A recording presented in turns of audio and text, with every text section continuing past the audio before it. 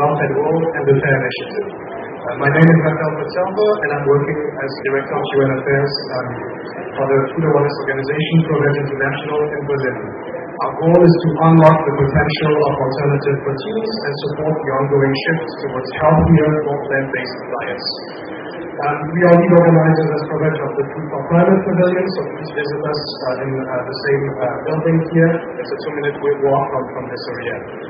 Today, just ahead of tomorrow's Adaptation in Agriculture Day, we will hear from 6 speakers from governments, civil society, the private sector, and investors on the topic of sustainable diets and how to foster a just transition towards resilient food systems. We will ask each panelist to provide a short 6 to 7 minutes input. We can go with 7 to 8, I think, and we'll have a small discussion afterwards on this topic. So 3 months ago, the Zokufa report, that's the state of food security and nutrition in the world, published by 5 major UN agencies, indicated that almost 3.1 billion people could not afford a healthy diet in 2020. 3.1 billion people.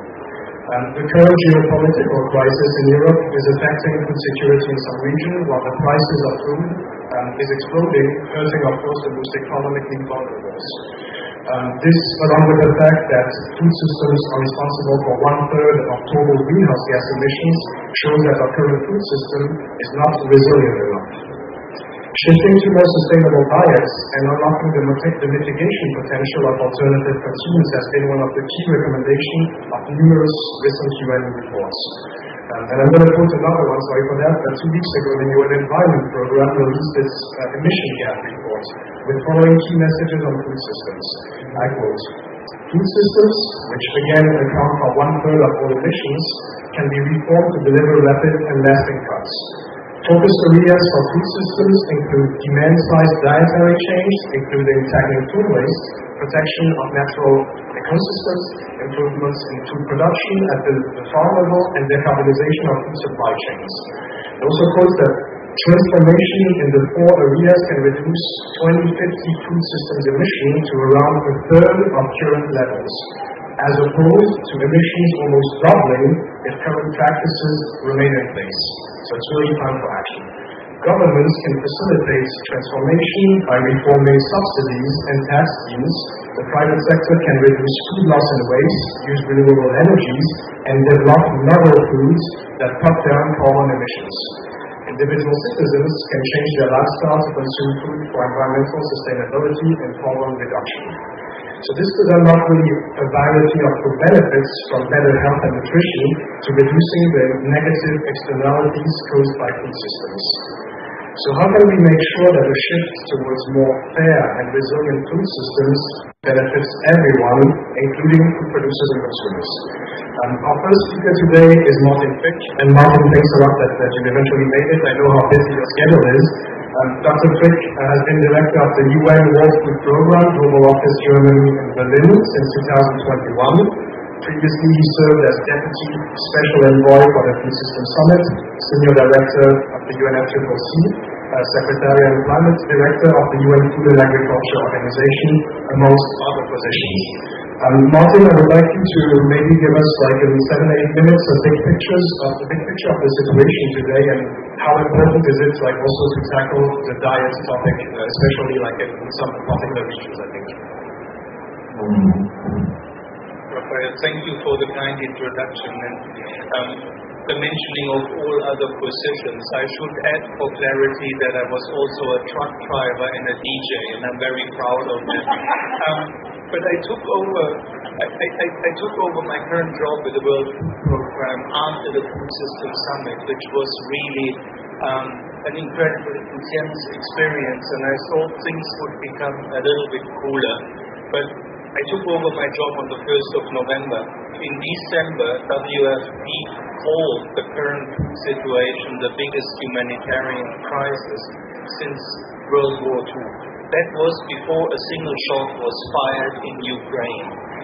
What happened was that within the time from basically January 2019 to December 2021, the number of acutely hungry people was going up from 35 million to 276 million, basically doubled. And that was already bad enough. What happened at this point were basically three things. Conflict, twice as many conflicts as 10 years ago. COVID that has disrupted climate change, but has also created an incredible debt crisis in developing countries, leading to hyperinflation and to the loss of buying value of currencies, and climate change. Of course, climate change coming every year more. Then when Russia invaded Ukraine, the number 5 grain provider of the world went offline, and now we have 345 million people who are acutely in need of food assistance and hunger. So in the first days of the Ukraine war, journalists often ask me, and being based in Germany now, do we have to be afraid that we are running out of bread? And I said, and this is to, the sustainable diets point of today, I said, well, obviously not, because if we still afford in Germany, and I have other numbers for other industrialized countries, I don't want to bash Germany, it's just a point in case for rich countries, you basically have 60% of your grains that end up as animal product. Then you have 16% of your grains that end up as gasoline or as diesel, as biofuels. That in Germany means 75% of all the grains are not even ending up for human consumption, not as bread, not as pasta. In the United States, more than half of the corn ends up in ethanol, and so on and so forth. So, since we are in a globalized world and we are competing in the same markets with people who have much smaller buying power, what we buy for animals would be missing on the other side of the world for feeding people. And now if you think that in the aftermath of the COVID crisis, where we estimate that COVID costed $23 trillion, $23 trillion with a T, we have 67 countries in which food inflation is above 15%, and a handful of countries where food inflation goes up to 1,000%. So, when we are part of a global market, it absolutely matters what we are buying and in what quantity and for what. This is why in the Food System Summit, one of our 5 work streams was on sustainable diets. And this is also where we experienced the biggest pushback. But if you look at it, it is a win-win-win situation. I was talking to you now about 345 million acutely food insecure people. If you are factoring in every human being that in one way or another is not being fed as he or she should be fed, then we are almost at half of the world's population. Half of the world's population. And that means undernourished, malnourished, and also obese or starkly obese. The global crisis we are having is just calling for the next pandemic, which is in the last 5 cases an animal-borne disease that went over to humans. The current obesity pandemic is going to hurt us very hard in terms of health costs, and at the same time the production which is needed to have these level of productions are depleting natural capital, and food as a system, Raphael said, that is the single biggest contributor to greenhouse gas emissions in the whole planet. So the obvious thing to do is to look into efficiency in food systems. And these are 3 points. One is reduction of food waste, don't need to explain. The second one is reduction of post-harvest losses, which is a huge problem in developing countries. And the third one is absolutely in 100% diets. And with diets also an improvement of the nutritional situation. So if we want to address the food crisis at the root, we need to think deeply about our eating habits, about our diets, and we also need to think about diversity Because as we handle it today and get 60% of our calories only from 3 kinds of crops is also a huge problem. So in the end, if we are prepared to eat better, to eat less, to pay a little bit more, and basically factoring in the externalities that we typically don't see in our food systems, we are not only creating a healthier world, we are also creating a fairer world, and we are delivering one of the heavy-hitting points to really addressing the food and biodiversity crisis right where the problem is most significant. So thank you for the invitation to be here. Thank you for this great work, and I'm happy that, summit or not, we continue to speak about our diets and how they impact climate, health, and really equity and fairness on this planet. Thank you. Thank you so much, Martin. I always take 1 or 2 bullet points, and now I have already 7. That's not even counting the truck driver in jet points. But thank you for reminding me of this, reminding us of this reality, because I think it's very important. Our second speaker today is Nuga Kronfeld-Schor. Nuga, first, thank you so much for being with us, as you also have an extremely busy schedule. You're the Chief Scientist at the Israeli Ministry of Environmental Protection, and you will share with us some insights, some concrete examples on how Israel is taking the lead on unlocking the potential of alternative proteins. Thank you again for being with us, and I will let you for 8 minutes if that's okay. Thank you, Beth, for inviting me, and thank you all for attending. As you all know, the current animal agriculture accounts for 20% of global gas emissions, while at the same time compromising public health, contributing to the biodiversity crisis, increasing the risk of zoonotic pandemics,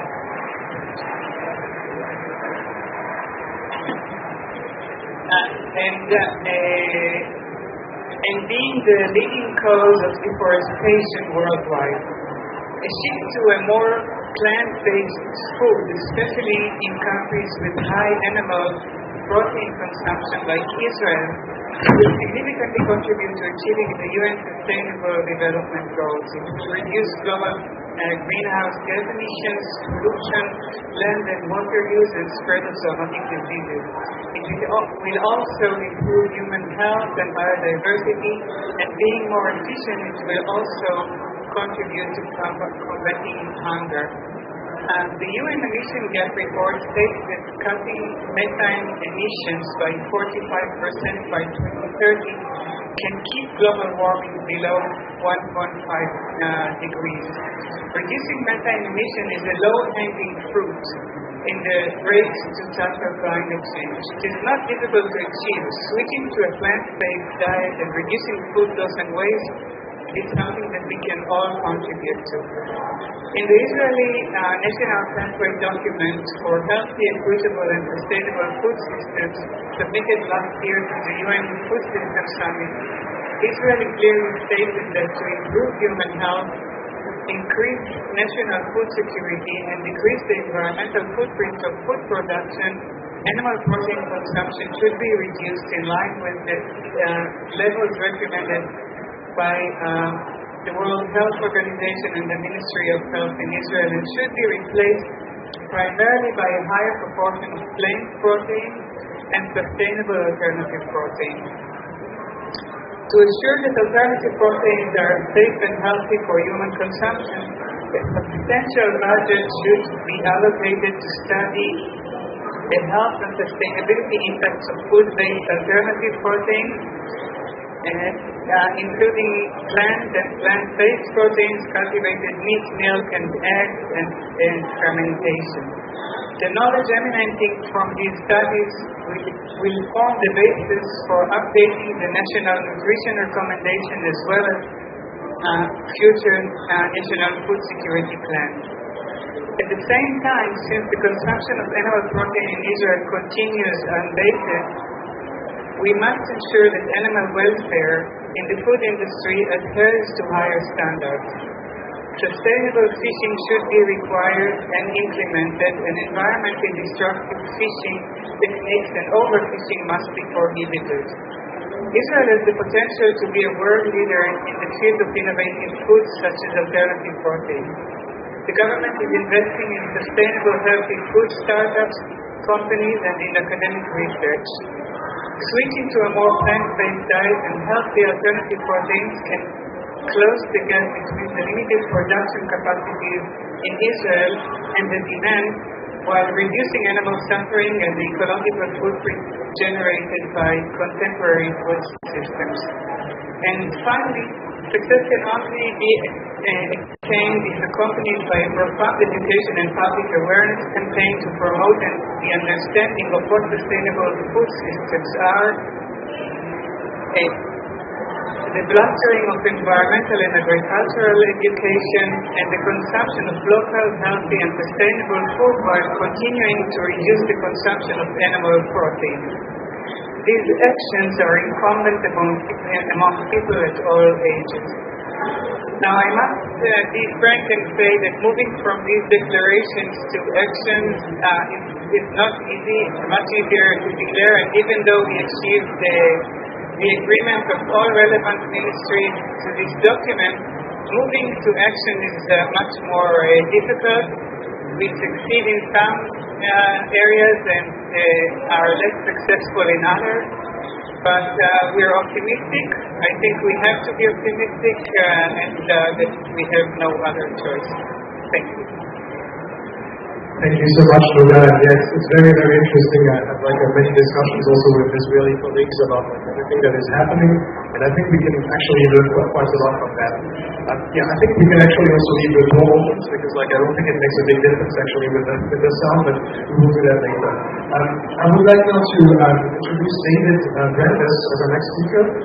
David Valdez is the founder and CEO of Planetary, a Swiss-based biomass and precision fermentation platform looking to roll out a global network of industrial-scale production facilities. Planetary is a Switzerland, led by experts in bioprocessing, engineering, product formulations, and food markets. Planetary provides solutions to produce biotech-enabled alternatives to animal-derived foods at scale. And I think David, you have a presentation. You will have to go to the podium. Thank you very much.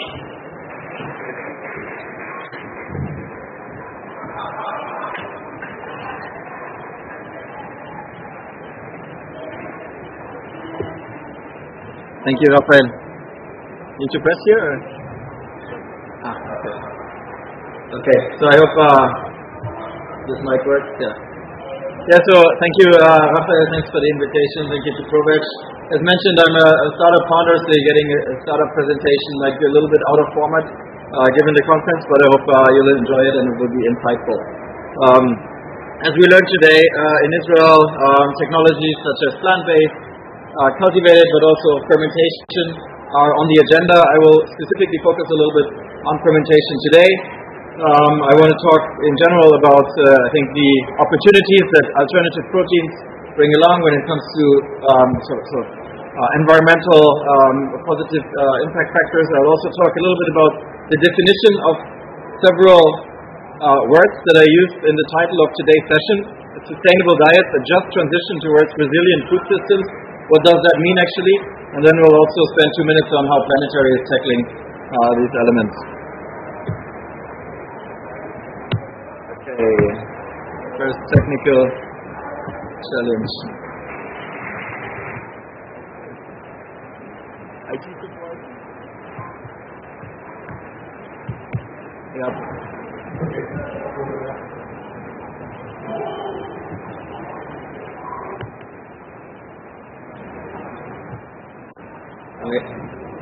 Okay, I got it. I figured it out. Okay, I think it's just scrolling. I have to scroll. It's fine. Okay. Perfect. Thank you. Good. So I think it has been well established that we do need to do something, obviously, against global warming. So if we continue our current sort of rate of industrial production and CO2 emissions, we will hit the 1.5 degrees of global warming already by 2025 as compared to pre-industrial averages. And we also know that meat production is actually a large contributing factor towards both the greenhouse gas emissions, but also global water loss, deforestation, and ultimately contributing to global warming as such, right? So this is why we're here today. So we'll talk about solutions to meat productions, and that ideally at scale. When it comes to the definitions of the terms that are being used today, I just want to give sort of our perspective on sustainable, just, and transition into a resilient food system, right? So what does sustainable actually mean? So I think sustainable is at least a non-detrimental impact on the planet and on livelihood, right? So at least let's just not destroy anything, right? Carbon positive is great, but at least let's take care of the ecology, the animals, but also us as consumers, right? What does just mean? I think just means that food choices are now affordable for every consumer and also accessible for every consumer. It's not just a solution that is catered towards the West, right, where we actually already have a protein oversupply. It's a solution that should also be available to underrepresented communities in the global South as well. And therefore, we need to be careful. We need to put a sort of focus on the purchase price of these novel protein solutions. We need to make sure that these novel solutions are also have a high nutrient density and are not just a gimmick on the shelf. And finally, that those novel solutions are distributed globally and not just in privileged societies. Now, what does transition mean? I think transition means that we're addressing really the consumer needs that are in order to enable this dietary shift. And who's the consumer, right? We don't make, as I say, sort of the world a better place by convincing more vegetarians to eat less meat. They already don't eat meat, so we need to address the meat eater. And we need to meet consumer needs. So the MEAT here is actually not a typo, but it's the consumer needs of the meat eater is what we need to address. We also need to acknowledge that a gradual shift will take time, right? Especially when it comes to diets, especially when it comes to such a product that is so deeply rooted in our societies. If we want to shift away from meat to a more sustainable choice, that will take time. And we also need to make sure that there is a business opportunity in doing so, because companies that are bringing those novel solutions online need to do so for a reason, and they're operating, of course, in a market society. So let's not be too hard on those global CPG companies actually introducing sort of novel forms of protein. And then lastly, resilience. What does that mean? So resilience, I think, is really tackling sort of the stability and the security of accessing commodities and sort of novel food products, right? So we need to be able to produce those novel food products increasingly locally, right? We can't afford to ship pea proteins from all over the world into producing and then consuming countries. We also need to make sure that the government is actually endorsing these novel protein solutions, and it's therefore creating stability, and ultimately that we are working with crops and technologies that have a relative climate independency, right? So that they're not easily affected by drought, floods, and so on. So now if we look at the current available solutions on the market, we have obviously livestock-based meat. That's quite, it will always be there. I think it's going to be we have to be acknowledging the fact that livestock-based meat will always be a staple on shelves. There is plant-based meats that are currently aggressively entering global shelves, and then there is proteins from fermentation-based organisms, such as, for example, corn, the British brand that is selling mycelium-based meat out of the UK, or companies such as Perfect Day or Every that are working on precision fermented proteins, which also is a part of fermentation. Now, when you look at the CAGR, the fermentation-based technologies have a very strong potential on, growth potential, and also when you look at the emissions in kilograms of CO2 produced per kilogram of protein consumed, fermentation-based technologies share a very interesting footprint. Only 1.5 kilograms of CO2 produced versus kilograms consumed, which is even better than plant-based proteins. And then the cost of production, which you'll see here on the right side, is even more interesting than plant-based meats, right? So we can make biomass, meaning fungal protein, in large fermenters already at $2 per kilogram, which is a very interesting proposition, even versus plant-based meats and versus livestock-based meats. So this is what I'm going to focus on a little bit. how do we enable sort of a transition towards more fermentation-based food products. And it's mentioned here on the bottom of the slide, we need to increase this fermentation capacity by a factor of 1,000 globally. Fermentation capacity means these are very big fermenters, 25 meters high, that are agitated, where these organisms are growing. They're supplied with oxygen, supplied with carbon sources, meaning a sugar, and then they produce protein that can be harvested and turned into a burger, into a milk, or other ingredients as well.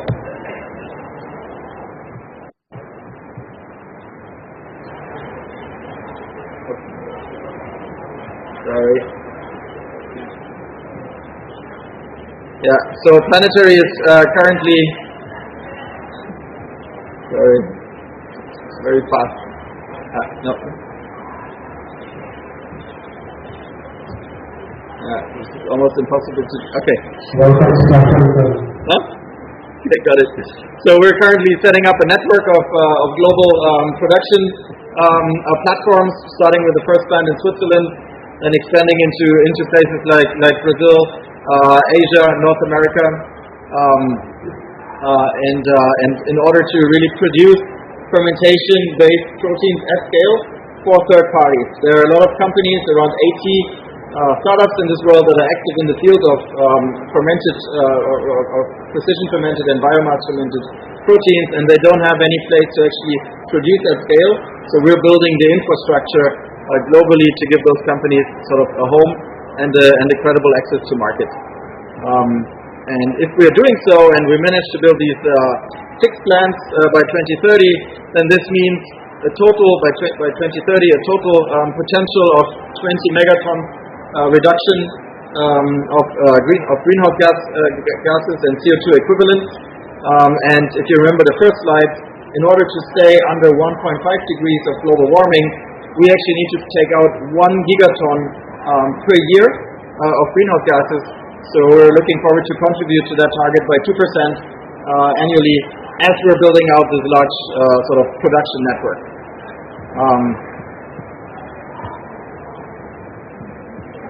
Now, okay. Sorry about this. No, this is the last. I mean, just to give you a little insight in how these products can look like. So these are products we are producing in-house currently from mycelium using precision fermented proteins. So it's really indistinguishable from what you see today, and also in terms of taste and color, it's very neutral. So it's a great sort of platform technology that we're hoping to roll out together with our partners globally. Thank you, Rafael. Thank you so much, David. Yeah, it makes us hungry because most of us are like a protein bomb and all the things for the best food. So like even the work makes me hungry. So yeah, next speaker is like Andrea Perez Valdez, the global manager of food systems advocacy with a focus on alternative proteins for compassion and wolf farming. Prior to joining Compassion, Andrea had several policy roles at the UN Environment Program, the OECD, and Perez Prime Minister Office. Andrea, the host of the video. Thank you very much, Prof. I'm very happy to be here today. So, what I want to do in the next few minutes is reflect on how this transition actually applies in different regions of the world. Because I'm moving, so I want to focus on Latin America. And whenever I go back to my country and I say, there's a problem that with great potential to reduce emissions, to reduce land use, not many people really understand what it's about. And I think it's important to bring a perspective that food is also related to culture, to values, and to livelihoods. So when I hear this, the first phrase that comes to my mind is, let's rethink something. And I say that for 2 reasons. One is because I want to bring to the conversation that producing animals with protein is very efficient. And number 2 is quite related to what's happening in the unsustainable world at the moment. So climate change is very related to deforestation, and animal agriculture is a herbivore while living complement deforestation and report emissions. And that is happening for the numbers of animals that are being raised in the ocean rainforest. And what's happening as well is the amount of crops that soil that is being used to feed animals and people. So when I go back through it, because I know that I work for an organization that's trying to reduce the reliance in animal produce, and I order soy latte, I get a look of why are we using soy destroying animals. And for me, that's fantastic because that allows me to start conversations on, you know what, about 80% of soy actually goes to the animal. I think that's very important to get respectful in the start of conversation. So the next question that I get is, well, what can we do? Is that easy to stop feeding animals with soy for that for animals? What's happening with soy in general? So most of the other parts of the variety, the 70% going up, the eel produce, for example, soy milk, soybean, so, of course, it's not easy to work, and we do think that with the function. So, we reduce the amount of carbon that we raise and the amount of soil or crop used to feed animals. Then we have more land to, for example, affect livelihoods for many people who that unfortunately are not going to be able to ever go to a certain protein because of the livestock have big role in terms of the animals. So, but in high-consuming populations, we have reduced that consumption. We certainly can have more land to practice agriculture and the culture, because let's not forget that a lot of the meat that is used soy is used and the animal is for export to Europe and places in the world. Also, that land can be used to diversify crops and to grow other different many other plants. For example, I was talking to colleagues from DAY Brazil, and they were telling me about this initiative that they have to actually try to make meat from the animal rainforest to produce plants that can be used for current crops. And I think that is fantastic. And we need more of those initiatives to actually talk about the just transition that affects livelihoods in many different realities in the world. And I want to stress out that we shouldn't forget about the role of indigenous people and the role they play in the family future. And only to emphasize one thing about just transition, I think it's fantastic that there are many initiatives that bring frameworks to analyze just transition in terms of protein. My personal work in a project with the government is simply trying to understand what are the skills needed in places like Latin America, process transition from world dominated on the livestock, let's say, to more plant-based options. What are the skills that we are going to teach future generations to be able to move forward to this plant-based future that we're trying to imagine? So I think it's important to share different skills for many different parts of the world. No region is the same, but I think we benefit from good practices from all over the world. We're going to be able to reimagine a future with a livestock, more respectful with animals, and we have to do that to bring everybody to this sustainable plant-based revolution. Thank you so much. Thank you so much for that. We agree with you. And I also like the fact that you have to take it to culture and livelihoods. Sometimes a little bit like my background within the subject. We'll talk more about that after. Our next speaker is Zokufa.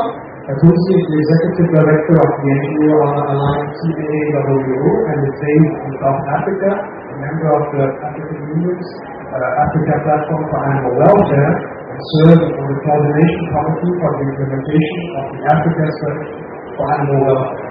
Tulsi, I will let you go for 8 minutes. Thanks, Rafael. I appreciate it. I'm not sure where to start. I do want to start with the 1400, but I don't think I have enough time to do that. But I can say, but I can say, in the 1400s, lots of European diet, cake for sure. So India makes the pen in Cape Town, South Africa, sees the cake, he likes it, he goes. A couple of years later, young countries in the Netherlands also takes a tour, says, "Damn, this place is good." And he steps up and puts a fuel stop there, goes to India, comes back. You know, I want to say that it is beautiful for them. But I do want to say, when they came, they were hunter shoot a springboard, once in a while. That's how they come. Variety of the rest of the foods were plant-based. And fast forward 1980, fast forward to year 2020, we are sector farming. We have companies that are looking at setting up shops on the African continent. Whilst we are grappling with that, remember now, the average meat consumption in Africa is about 25 kilograms per person a year. That's all 55 countries on the continent. Whereas there are countries that are eating that amount for this feed. But definitely that we are still thinking, what is this sector farming? Why are people farming like this? We are not told, this makes sense after the day in a lab. Remember, we are still studying with what is happening today. And no, did you know that you can get your milk from the lab, by the way, to fight climate change? And we ask ourselves, who calls climate change climate scientists? And why should we be part of this program? That's a short story. And to get my business, it should be, of course, it should be a super eaten my time. I just wanted to bring a context of African context into this whole issue. So, if I were to go through it, we are now seeing, when it comes to the protein that Africans are consuming, definitely that's the milk. So, of course, the companies who are producing milk will be looking for that, and maybe it will profit for, or protein for profit. But if you were to ask me about how I'm going to maybe what we would call protein diversification, we would rather have an organization, an African organization, receive funding to do research on nutritional plans that we are now no longer eating, because 1400 years ago, 1652, some people thought, no, actually, this is what we need to be eating. Now, when we talk plant-based to most Africans around the continent, they will say that, actually, we are plant-based if you look at it. It's not like we are eating meat 2 times a day, breakfast, afternoon, and also dinner. It is still a delicacy, especially with beef. It's not something that we eat every day. So, if we talk alternatives, I know we need to think and act as a collective, but the social angle that we use when we approach the African landscape. And maybe I should end by saying, can Africa lead the alternative? Well, we are in a position to lead it, as much as important that is, because we know nothing about it. And therefore we can do some research and say, hey guys, I want to be pioneers in this state, because it's a in this state, but then we will need political will. But if the political will is not there, then it is definitely will be fail, and then we will need financial resources to do that. And guess what? We do not necessarily need financial resources for going into that way, whereas we are dealing with different number of complex issues that we are dealing with. So, in a nutshell, I guess what I'm saying is that we are plant-based, first of all, and secondly, we don't have variety anymore. That's why when we ask everybody to go plant-based, they're thinking spinach, sweet potato, cabbage, and that's for you. That's not what I'm doing. But if we can invest in producing more natural plant-based, and then our population will then rediscover what they need to do, and we might enjoy that. That's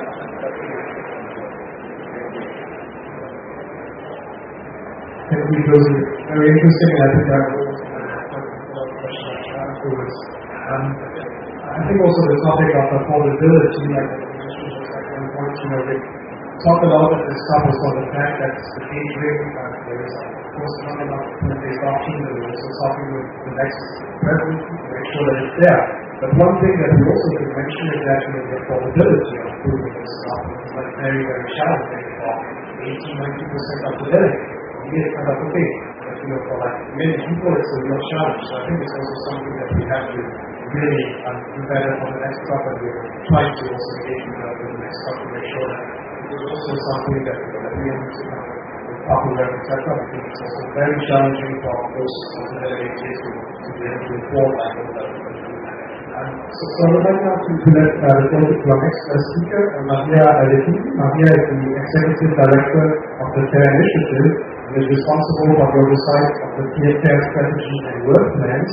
Maria has over a decade of experience in sustainability and finance, partnering with global institutional investors to address some of the world's most critical ESG challenges. Maria, I will let you go on for 8 minutes. Okay, welcome everyone. Thank you for being out here today. Thank you for inviting me to speak here.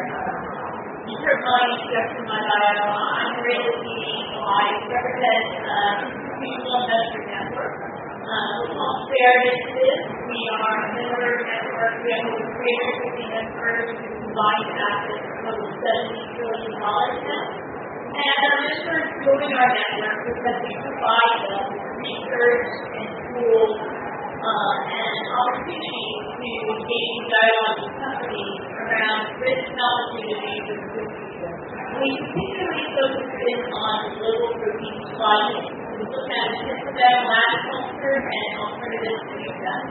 So this particular panel is quite interesting, right? I mean, we go and all of our panels that we can transition to a sector of nutrition, sustainable protein, and it's not solely reliant on animal protein.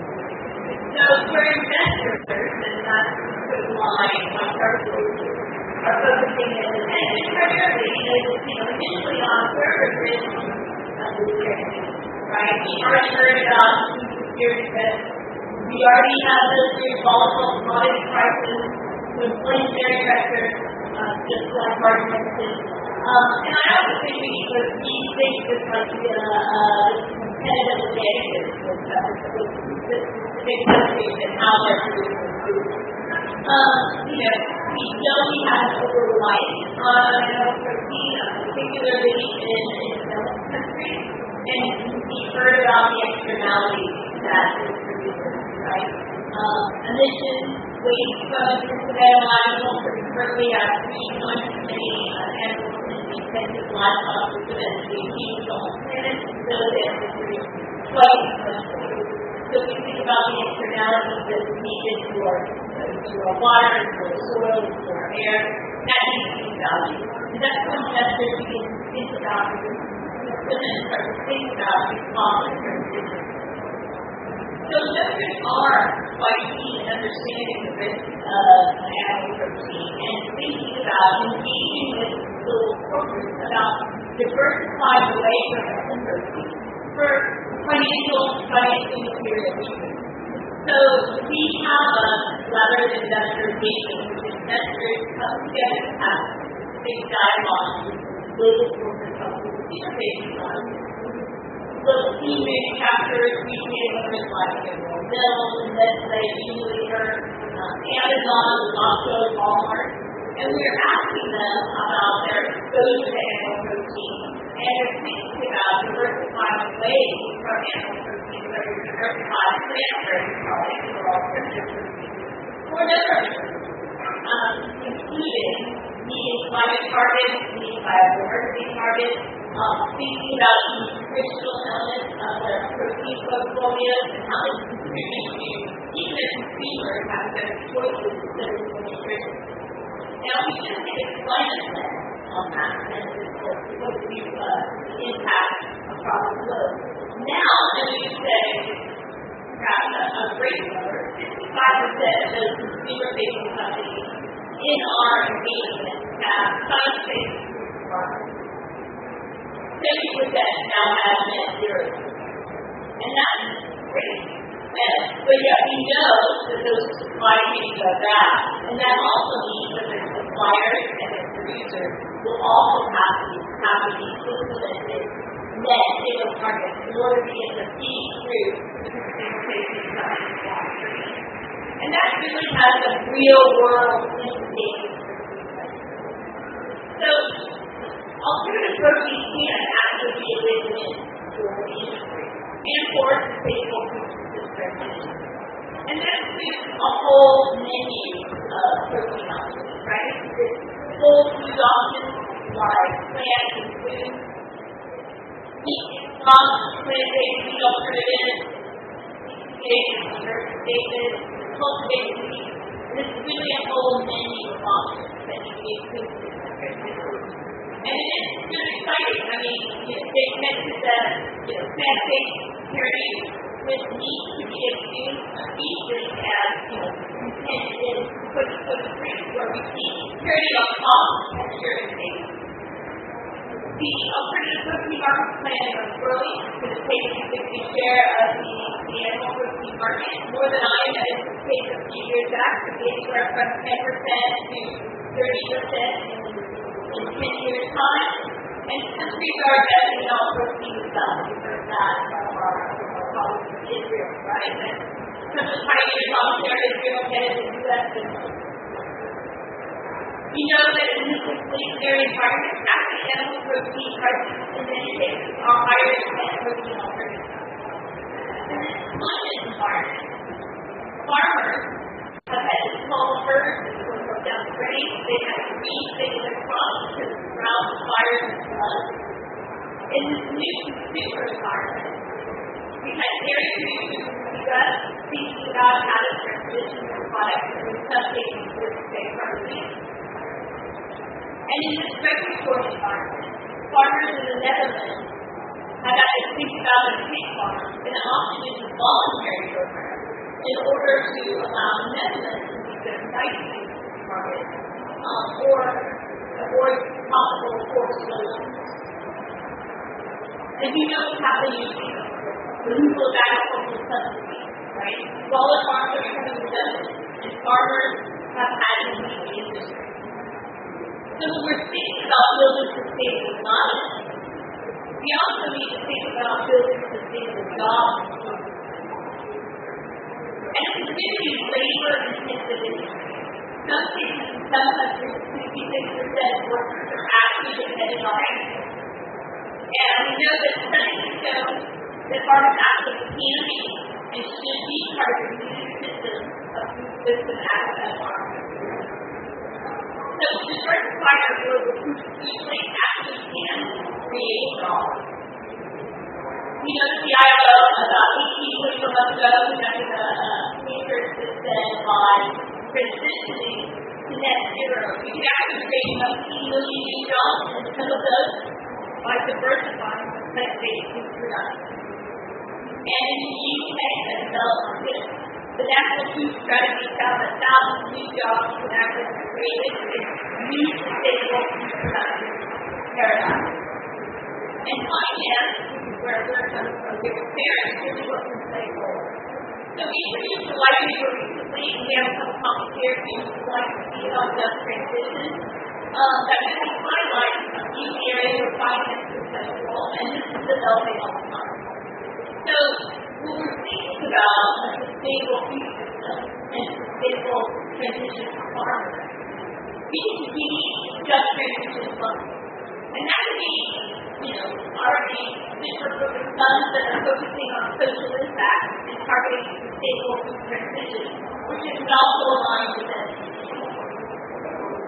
Investors should engage with companies that engaging with companies right now have a duty as a student with capital to engage with companies, to have a dialogue with them across the value chain from producers to consumer-facing companies on how they're transitioning their supply chain. And FAIRR has engagement with some of those companies and possibly need officers to support a $16 trillion AUM combined assets to teach the companies how they are looking after their business. And there is that variety of tools that help us understand how to tackle this across the value chain. So lastly, I'll say since we're here, and we're here at top, and we're talking policy figures and leaders and government, we need to ask governments to repurpose their $500 million in agricultural policy towards subsidies and incentivize the transition of the system that relies on carbon and nature. And one that actually can support farmers in this transition. So, primarily, the fact that maybe farming is we need to level the playing field. We need to incentivize, we need to facilitate, and we need to support an equitable, fair transition of the system that's one that's more nutritious and stable for people for everyone.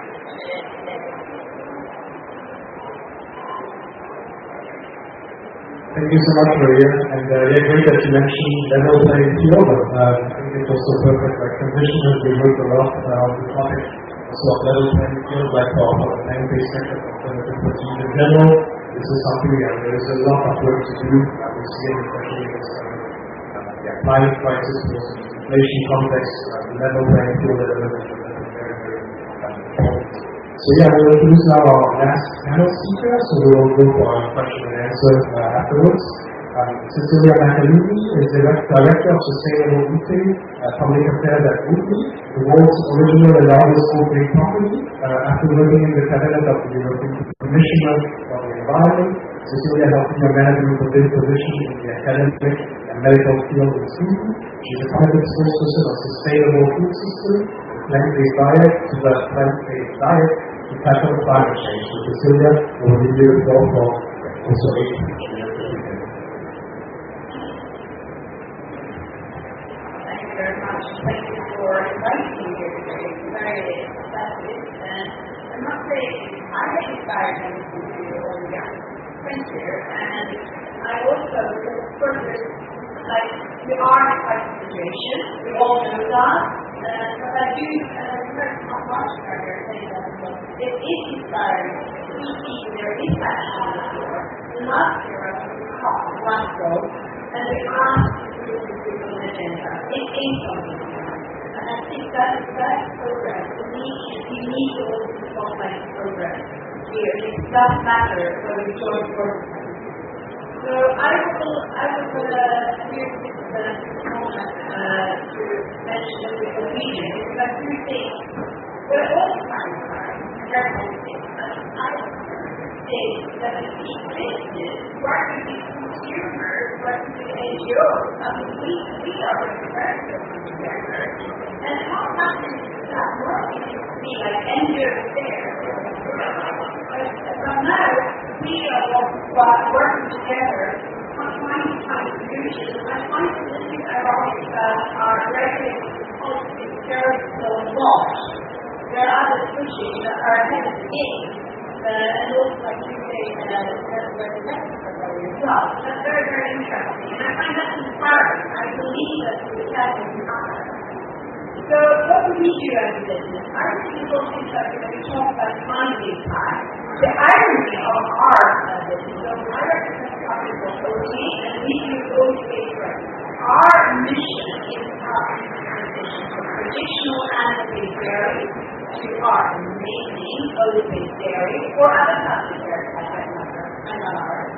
And that is our mission. So actually our impact is to help us think. As we mentioned now, we actually try to roll down. That's what's driving us. Our product is biggest impact. Apart from that, of course, we're working hard to reduce our own emissions. And we mentioned that we reduce our product. That's what we're doing. It's a very big goal. And we work throughout the supply chain. And I would like to, a very large part of all food companies comes from the production, from the ingredients of the food, right? Even though we only have plant-based ingredients in our food, it's pretty interesting. I've learned by now, livestock, right? So what we do is also engage with farmers. We don't have farmers planting directly with those, but we have actually single out farmers, not single out, we're having 5 teams farmers to join us and see what needs to be done to transition afterwards. We have all created systems to come to data, which is ProVeg, and I think many farmers are locked in the system set by rules and regulations, and we need to change it. And what I find inspiring is not, this is about acceptance many times, but I'm sure this is working my heart. I have to mention I have a car, right? And I. So Adam is a young farmer, he will have to be a planting session here tomorrow, and he reached out to us a year ago. He had a small farm, he was going to take over his parents' farm, and one of what he needed to do is he needed to increase volume in order to make profit, right? And he needed that I want to try to grow an animal farm, land, that's what it was very complex. And he described himself as a provider of ecosystem services and a talent caretaker, a kind of artwork. And he researched that this is can we do something to see possible transition. Together with a researcher, fish researcher specialized on planting food, they looked at how to diversify what the farmers can do. And it was quite remarkable. So when this really small transition from what the farmers do, 10% food for human consumption and 90% for the animal consumption, to a slight increase to 26%. And the results were striking. So the number of people that food that eat the food that the farmers could eat tripled. From 60 to 188, they are just a small farmer, and more than half the emissions of greenhouse gases. Just one farm. And then we have invited 10 other farmers to see them. We've also engaged farmers in Finland and in the US and in Canada. The conditions are very different, and we're looking at how to really help facilitate regenerative agriculture. That's one thing where we as a company need to go beyond product. That's what we're also engaged. We also use our voice to spotlight all those, really distorting regulatory mechanisms in place. We have, for instance, several countries like Germany, Netherlands, there are others. They have a much lower VAT tax on milk, compared to plant-based drinks. We cannot really export the market. We have a Sweden scheme, which is worldwide, which is to promote long-term medical progression. Why don't we do plant-based drinks? That's actually one setting. There's a big challenge in our community in schools and teams. That's another example. We're also engaged, this is something we're asking for. We also, we put a lot of effort into this to measure the kind of footprint of our product and to put good numbers on the package. What is everybody to do that? What is the climate footprint also to be something that you could use as a piece of information when you buy a product? Wouldn't that be beautiful?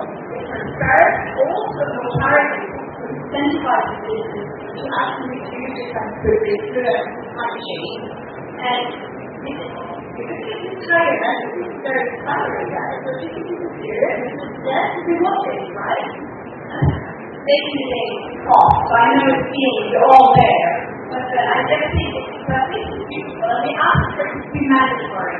We've engaged consumers, done a petition in Germany, so we were asking for them to decide and ask for it. Now we got a response of this. They're actually looking into it and being very positive about it. But that's a number of things that you can do as a citizen beyond the product itself. I just talk for hours and such as you have an elevator pitch for 2 minutes. I can speak for an hour, so much stuff. But I think I will go there. I have much more to say, but I will go there. Right? But there's lots of things that I can do. And if to be done, I think it's important to highlight that as well. Thank you, Cecilia, and thank you for giving us some energy after this long speech. And it's true, and I think it's a good reminder also. We're here to speak to policymakers. I think the unique opportunity is to reach, you don't have to walk around and talk. You just have to go to different pavilions and delegations and you can talk to those people. And they all want to talk actually. They're all very eager to talk about food systems because we managed to really bring it to the menu in a sense of the negotiation, not in the catering of food, but in the negotiation, in the general discussions that we see at the highest level, we see a lot of discussions on food systems. So this is, I think, something also very important to remember that the idea, of course, like to try to create this change, and I think it's relatively easy when we walk around the country to find stakeholders that are very interested to talk about food systems this year. So this is something I would like to really do in the coming weeks to also like just identify stakeholders to talk with them about food systems transformation, because this is really something that we can do very easily as well. I would like to open the floor to questions. Can we have the microphone, and would there be questions? Don't be shy. We'll start with, do you have the microphone? Can we get the microphone? Excuse me. Can we get the microphone, please?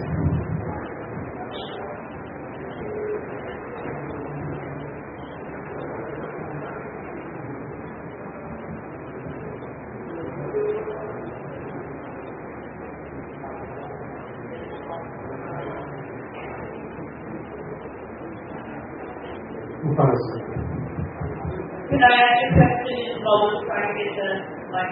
Yeah. It's really just a fantastic example of being so expressive about sensory protein.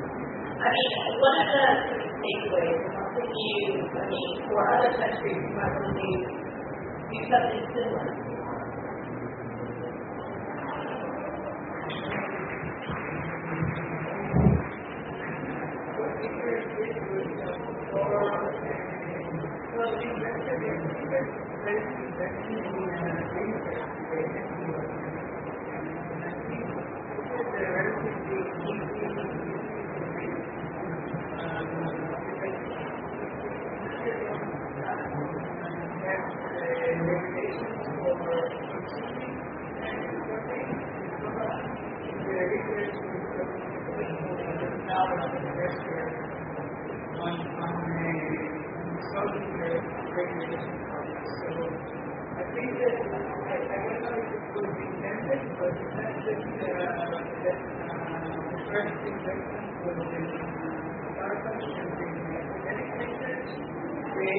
They have that promoted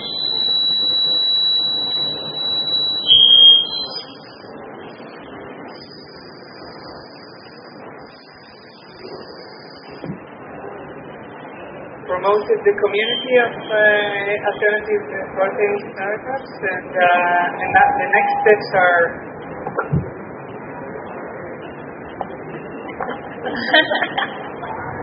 You're trying, go ahead.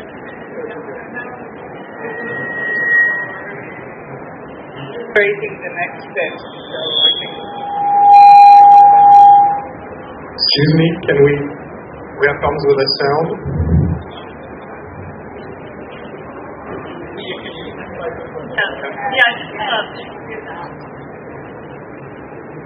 I would also like to mention that on one hand, Israel, I think, is fourth in the world in consume.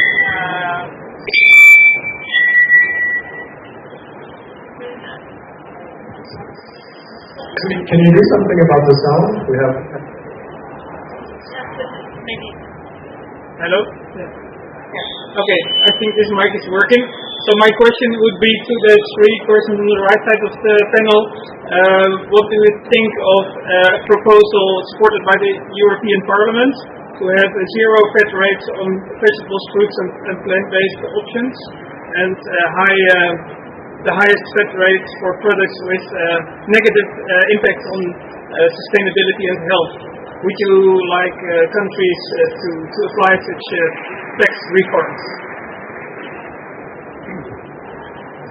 I mean, that. Maybe I'll just yell. we've seen taxes on certain products that have needed to be curbed, right? We've had sugar tax in Mexico that was very effective in helping to curb obesity. And, we know there's an incoming carbon tax that hopefully will help us curb emissions. So I think there's room for thinking about taxation on products that are doing harm, right? Perhaps we need to be able to create a market that actually revalues some of these products, and putting a tax is one way. I don't think that's going to be passed in any time soon. Obviously not in the consumer environment. We need people to be able to have access to food and at a cost that's affordable. But I think there's a lot of market responses, and I think as you begin to value those externalities, that's probably one mechanism. Thank you. Might only use this.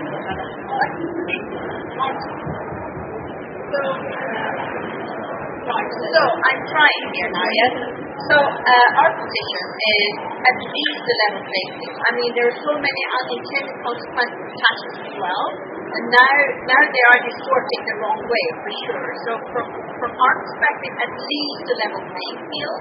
And I also think it's very important when we do, because we need to transform the food system. Tax is absolutely essential, but also to ensure that there's a just transition. So it's not just you need to include motor and support the ones who get hit. I think that is very important to, and I think primarily of the farmers here actually, to involve them and actually help.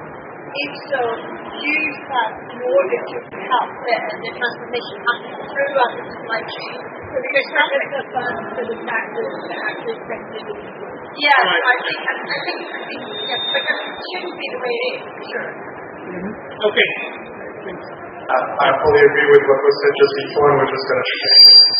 So can we just turn off maybe the main microphone or find a solution? I know there was a lot of challenges with other side events where you could hear the events on the next room, but this is a little bit inconvenience. But anyway, it seems like it's working again. But yes, of course, I think the topic of taxation is very important. Subsidies, taxation, investments in alternative proteins, that's all we're pushing for at ProVeg.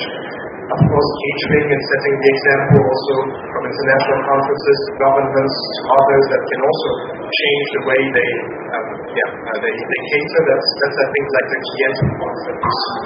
Education is also very important, as Historia regularly mentions, but I think that this topic of taxation is extremely important.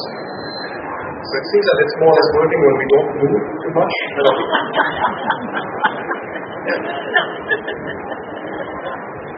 Are there more questions?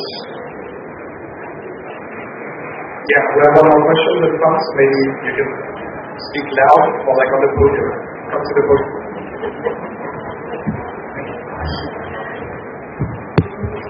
Can you hear me? I would like to hear more from you two, if you can elaborate more about the strategies you use with the businesses that you're working with. I know it's two different things, but you're working with farmers such as Adam and others now. I mean, what do they gain from it? I mean, what is the product that you actually provide? And also, if you can tell more about what you're doing at FAIRR with businesses. You said you approach companies like Nestle and others. What is the proposition for them? If you can elaborate more. Thank you. So I'll try. Yes. Thank you.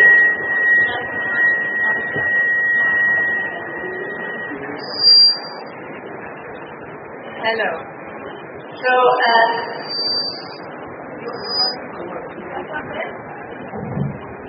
this is better?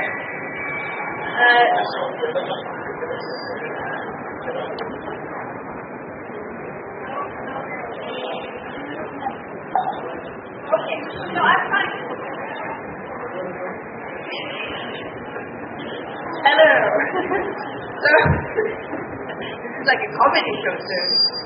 But so what we do, what we have done with farmers is that we have committed to buy oats and also at a higher market price to the ones we collaborate with. And like in the US, for instance, we want to help use oats as a crop in the rotation. And for Adam, we did a specialized product for 1 year. And then also the Adam project has evolved to a larger project, a research project called Uniseco, funded by EU and happy to share it. And where there were interviews with the farmers and what are the barriers for precision. Risk is of course one, like we talked about.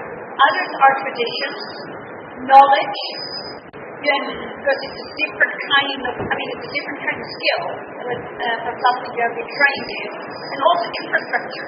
Like you suddenly, you don't have the thing you need to drive something, for instance, because you have completely different equipment.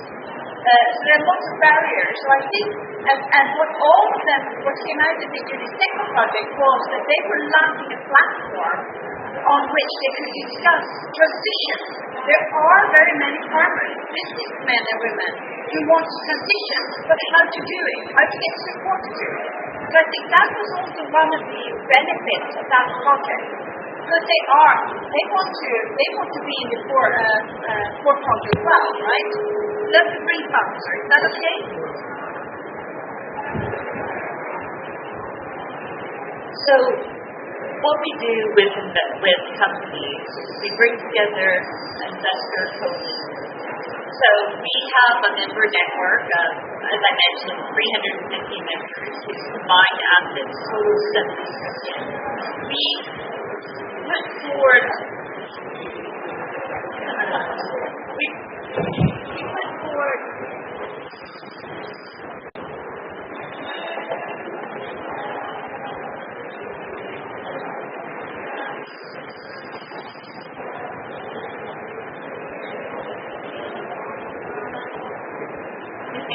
okay, let's see. Hello? Alright. So what we do is first of all, we identify material risk in the system. So we work with mainly intensive animal agriculture, right? And from a risk perspective. And so say we're looking at something like overuse of antibiotics. This is an example, which is one of our flagship dialogues that we had with corporate. We'll identify a material risk in the system. We wanted to be something that's financially material, that is an actual business risk, an operational and a business strategic risk to the company. So we then contact companies and say, look, we've established a risk that we as a coalition of investors would like to discuss with you whether you have a strategy to mitigate that risk. So we set a universe of establish a universe of companies that in this case were fast food manufacturers, fast food companies and retailers, and then we set out an app that we would then ask the company. So in the case of antibiotics, we asked them if they had a policy in place to mitigate and reduce the use of overuse of antibiotics in their livestock supply chain. We wanted to see a policy in place. We wanted to see a plan to reduce the use of antibiotics across the proteins that they used in their restaurant chain and over their entire jurisdiction or geographic location for when they were stored there. And then we track that over time. Right, so year one, we say, hey, do you have a policy? By year three, we'd like to see all of the companies in that engagement, as we call it, having a policy because you're tracking and reporting across the proteins that they have in their product portfolios, as well as across the jurisdictions in which they're operating. And then we continue to identify other risks and those which that investors actually feel like are financial material and that will actually which signify a financial material risk for investment portfolios. So we do that across a number of different topics, and the idea is to get companies to actually shift their thinking around those risks and address those risks in their operations or strategies. And we do it the same way when we see opportunities. So this idea of diversifying protein supply chain is actually unlocking the opportunity of diversifying away from animal protein and the product portfolio. Thank you so much, Maria. So we're gonna stop here because we cannot hear your questions anymore as we have half left. But yeah, they have like some technical challenges and other things. Let's not forget the big picture, and let's not forget the big topics: food insecurity, the climate crisis, and the need to change fundamentally food systems. And we're going to stop here. I would like to thank all the panelists, all the people that were also supporting this event. Now we'll go speak to policymakers, try to make change, and I wish you a great week too. Thank you so much.